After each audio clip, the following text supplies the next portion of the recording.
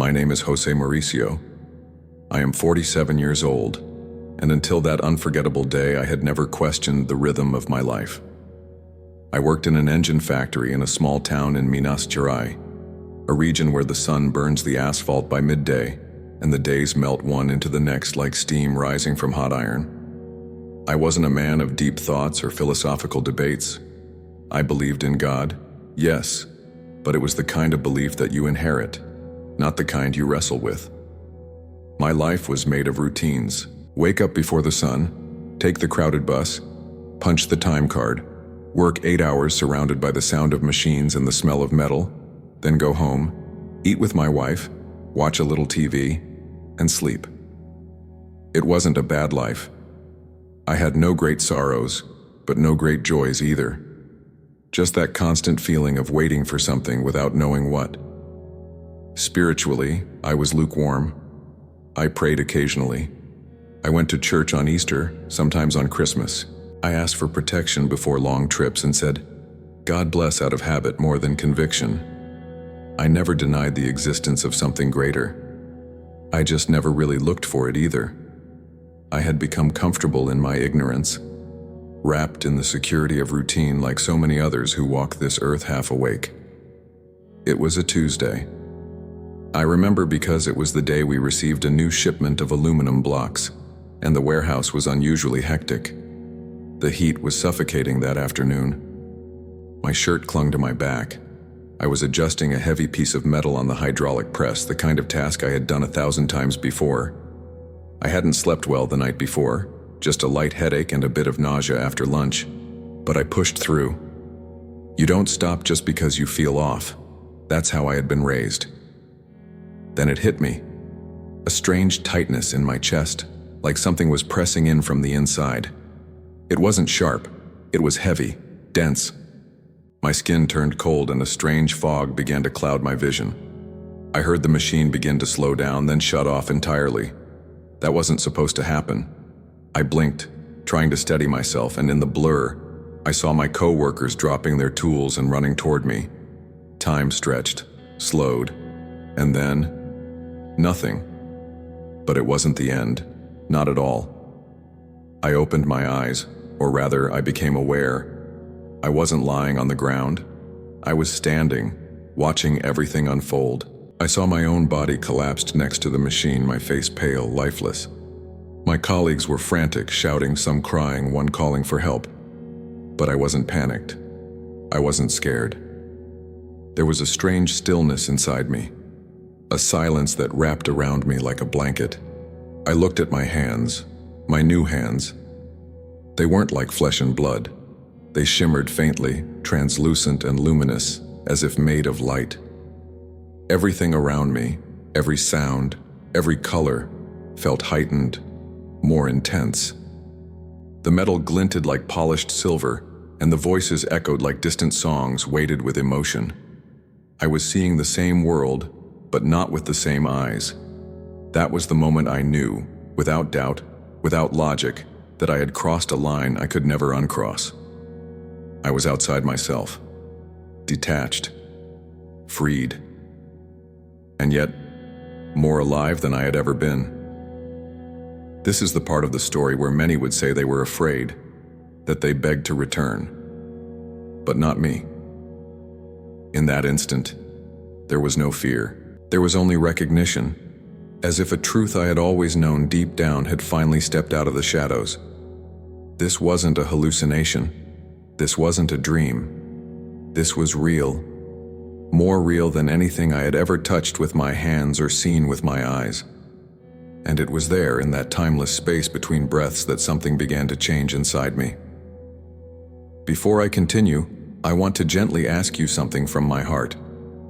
If you're here with me, listening to this story and feeling something stir inside your soul, even if you don't fully understand it, please take a moment to support this community. Subscribe to the channel and give this video a like. These simple gestures help more people find these messages, and together we can grow in faith and purpose. And if you feel touched by what you've heard so far, leave a comment with your name and city. I would love to bless your name in prayer in our next video. Let us walk this journey together. And now let me tell you what I saw next. There are no words in our language that can truly capture what it feels like to stand next to your own lifeless body.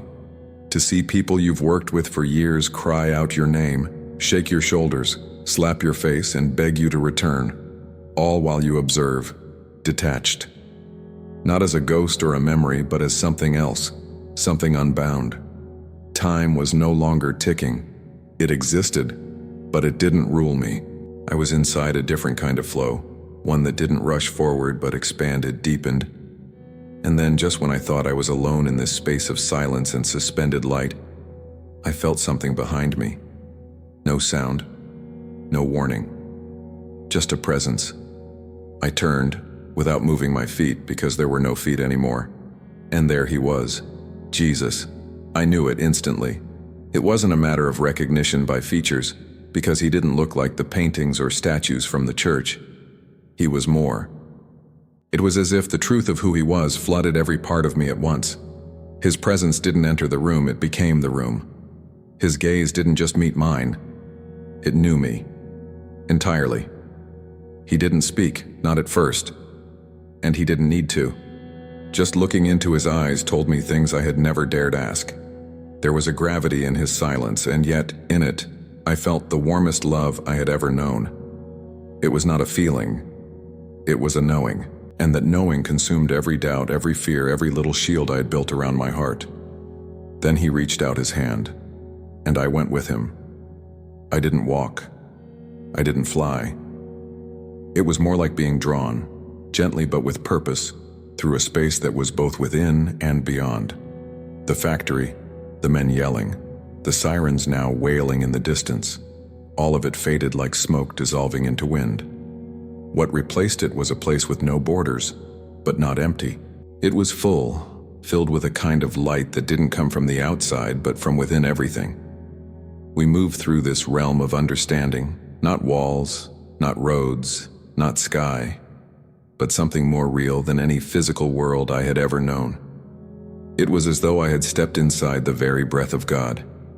Each movement with him carried a weight that was not heavy, but holy. And then, at the center of that space, he paused. I turned to look where he looked, and saw it. My life. Not a movie, not a memory, but a living reality displayed before me with terrifying clarity. Every thought I had ever had, every word I had spoken, every choice. It unfolded like a tapestry woven with emotions, with intentions. The good, the shameful, the forgotten, all of it present. And then I began to feel it again, not just see it. I felt the sting of a harsh word I spoke to my wife on a tired evening, the echo of silence when I ignored a stranger's need. I felt the tremor in my mother's voice the day I told her I didn't have time to talk. Things I had long buried were alive here. But I also saw something else, something I never expected. The small kindnesses, the unnoticed gestures. The time I helped a boy carry his groceries in the rain. The time I stayed late to help a coworker even when I didn't want to. These moments lit up like stars. And Jesus, he showed me how each one had echoed beyond my understanding, how no act of love was ever wasted. And still, he had not spoken a single word. But I understood. He was revealing the truth, not to shame me, but to free me. In his presence, nothing was hidden, but nothing was lost either. Friend, if your heart is beating faster right now, if your soul feels stirred by this, take a moment to do something simple, but powerful. Click the like button and write Amen in the comments if you wish to receive a special blessing in our next prayer. And let us know the name of the city you live in. We want to include your name and your place in our prayers, lifting your life to the light of God's love. Now let me show you what happened next, when he finally spoke to me. When he finally spoke, it wasn't with a voice I could hear with ears. It was deeper, more complete, like a message pressed directly into my soul. Every word carried the weight of 1,000 truths, yet it felt gentle, like rain falling on dry ground. Life, he revealed, is not just existence, It is purpose. And I understood. He began to show me things, reveal them really, not just about me, but about all of us. I saw people living their days in distraction, weighed down by routines, fears, desires, always seeking something but rarely stopping to ask, why? I saw mothers exhausted but loving, fathers trying their best, young people wasting time chasing illusions of meaning, and older ones regretting all they never dared to change. But what came next opened a door I hadn't even known existed. I was shown what happens the moment life ends. Not the version we imagine, not the ghost stories, not the religious pamphlets, reality. Jesus showed me that death is not a fading, it is a transition, immediate, unmistakable. We either return to the embrace of God, or we move away from Him into a silence that is not peace, but absence. I saw souls who, in life, had chosen Him, sometimes quietly, sometimes with deep struggle, being welcomed into a realm of indescribable peace. There was no fear in them, only rest. I saw others who had rejected that light, knowingly or through willful ignorance, fall into a place where sorrow was not screaming, but the unbearable awareness of what had been lost. And I understood something I had never dared to admit before. Eternity begins the moment this life ends. It was then that He showed me another truth, one that felt like a revelation and a warning all at once. I saw people still alive in the world, talking to what they thought were the spirits of their dead loved ones. A woman clutching her husband's photo, a man visiting a medium in tears, children whispering into the air at night.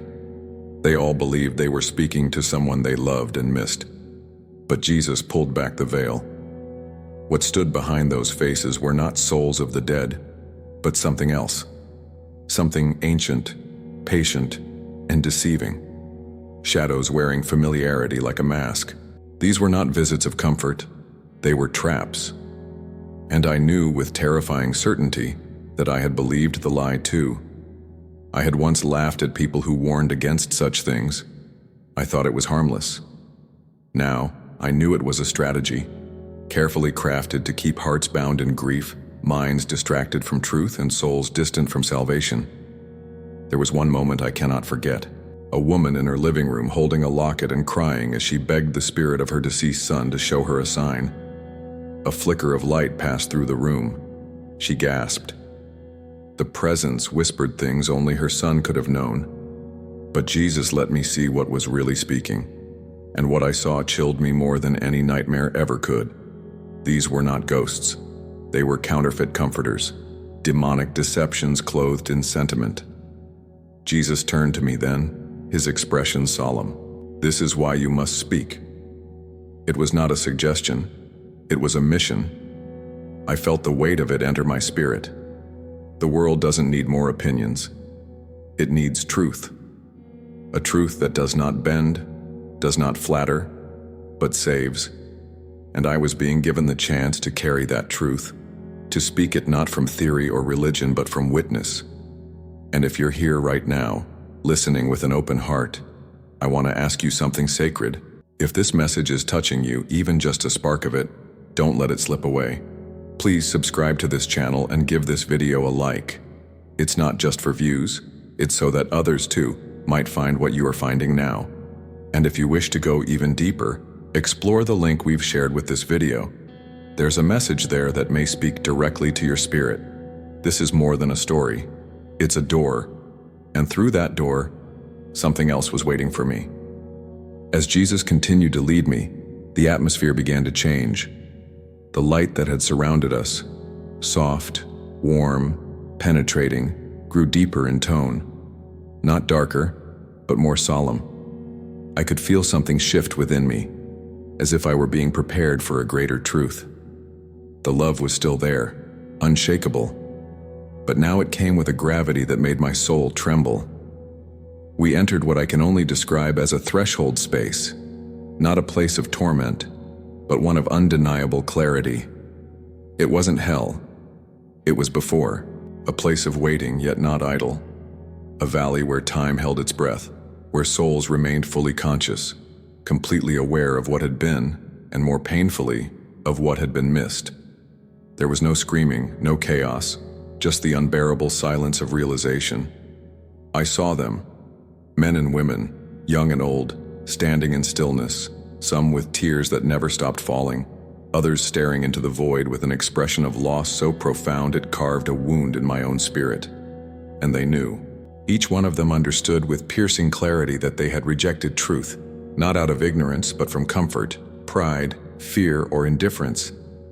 And now they could not go back. I felt like collapsing under the weight of it. But Jesus stood beside me, unmoved and yet full of sorrow. He did not delight in this. He grieved for it.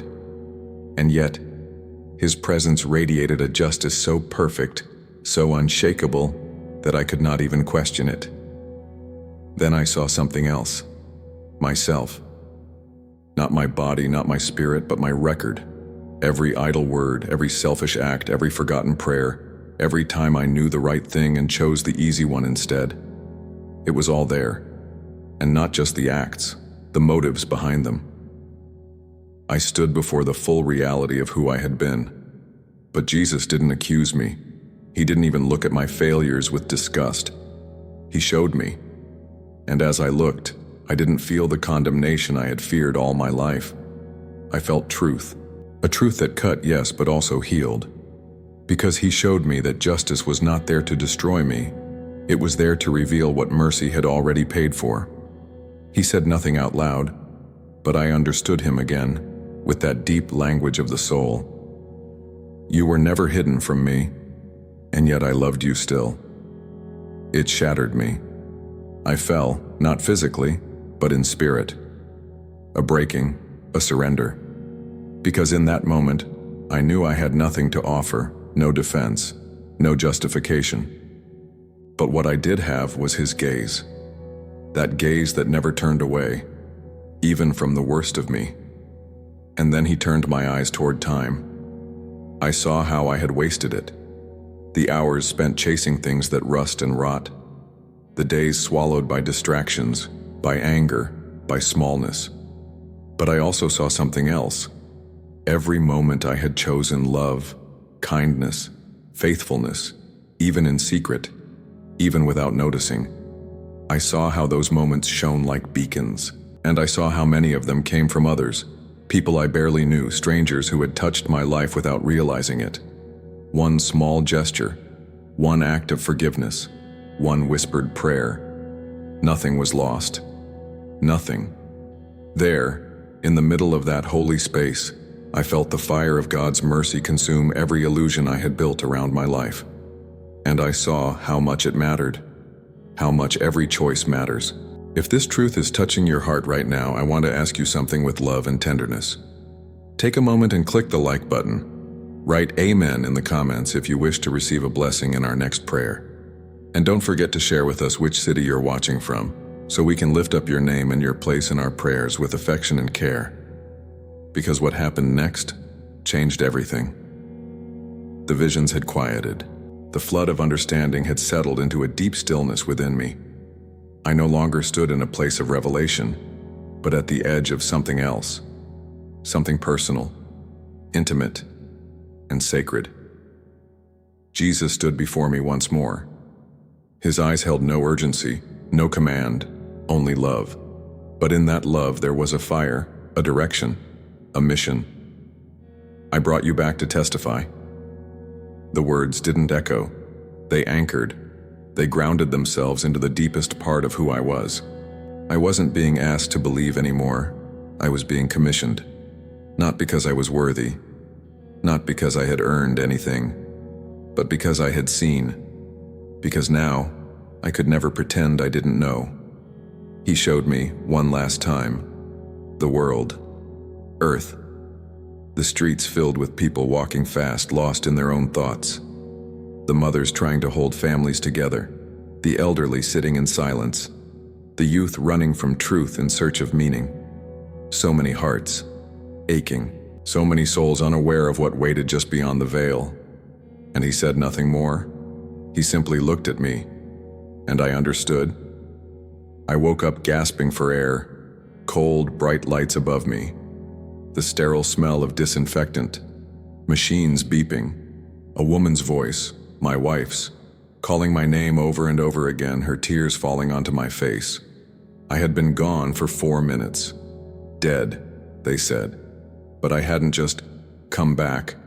I had returned with a calling. In the days and weeks that followed, I tried to resume my life, but nothing fit anymore. My old routines felt empty. My goals seemed small. Even conversations lost their meaning if they weren't anchored in truth. I had been marked by eternity, by mercy, by fire. So I began to speak, first in whispers, then in rooms, then in places I never imagined I'd stand. I shared not to convince, not to argue, but to testify, to witness what I saw, what I heard, what I felt when I stood face to face with Jesus. Not everyone believed me. Some mocked, others nodded politely, but some listened. I saw it in their eyes. I saw it in the tears that rose without warning, in the silence that followed when the heart is too full for words. I wasn't the one who changed them. He was. His truth, His Spirit, His mercy, flowing through a man who had once been asleep in his own life. And still, I stumble. Still, I wake up some days and feel the weight of being ordinary. But then I remember His eyes, His hand, His voice saying, "I brought you back to testify." And I go on. Today I know that the day I collapsed in that factory wasn't the end. It was my beginning. A beginning drenched in light. A beginning that redefined what it means to live, what it means to love, what it means to choose. My message to you is simple. Don't wait until your soul stands at the edge of eternity to realize what matters. The time is now. Life is sacred.